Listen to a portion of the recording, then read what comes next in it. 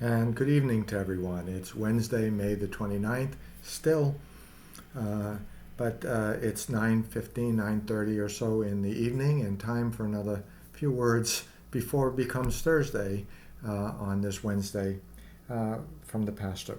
I thought I wanted to leave with us is a very simple one. I did some serious thinking, and a thought came to me about a past experience. And it's something that we had a conference a while ago in the community. We talked about God experience. When did you experience God in your life? Have you ever had an experience of God in your life? We all have had them. We just, whether we're aware of them or not, it's just a matter of trying to be aware of them and how often they will come if we're out on the lookout for them. And I was remembering several of them. They all have to do with other people. My experiences of God in my life ordinarily seem to happen in regards to other people.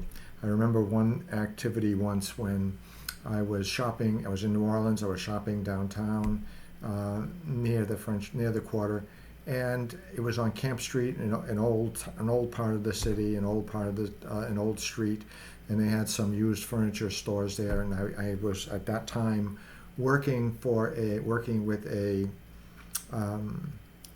discernment house for young men, a discerning vocation, and in uptown New Orleans. And we were looking for furniture to put in the house. And I was there. I had parked. I went to look, and I got out the car. I locked it because it wasn't a great part of the city, but it was a Saturday morning. What can I tell you? It was a good enough time. And as I turned around, there was a presence there. I turned around and I had presence. I had a feeling there was someone there, and certainly there was, about 4 inches away from me. And I turned around, and there was this man standing there, and a man from the street. He looked like he was from the street. He also had the odor of someone from the street who had been on the street for a while, and scared the living daylights out of me. I have to tell you, my first reaction was, and because he didn't make a sound. I didn't know he was there. I just turned around and boom, there he was. It didn't say a word, and I think I scared him, and he started to take a couple of steps away, and I got my senses about me, and I said, wait. Sorry about that. You scared me because I wasn't expecting to have anybody behind me. And he just stopped, didn't say a word. I said, listen, come on over here.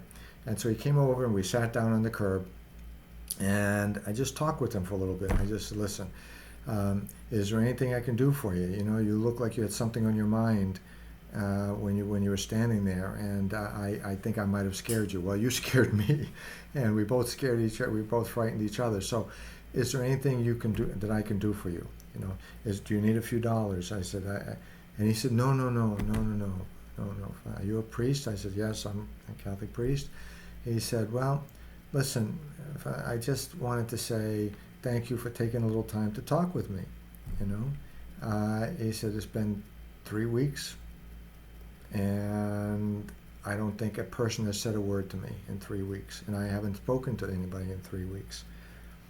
It's like I'm invisible, And I just wanted to get connected again with humanity.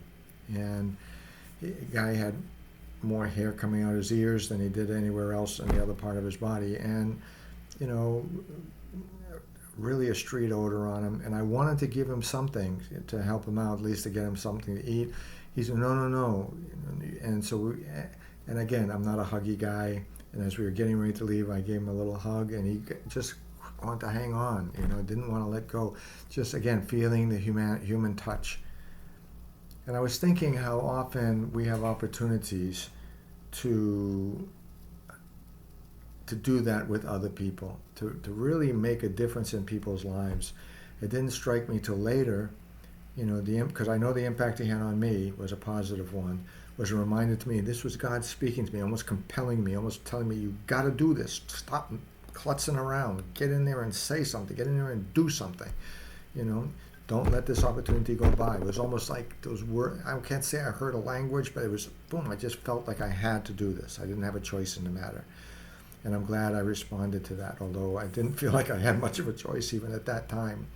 It was like a reaction, and my second reaction, which was always better than usually than my first one.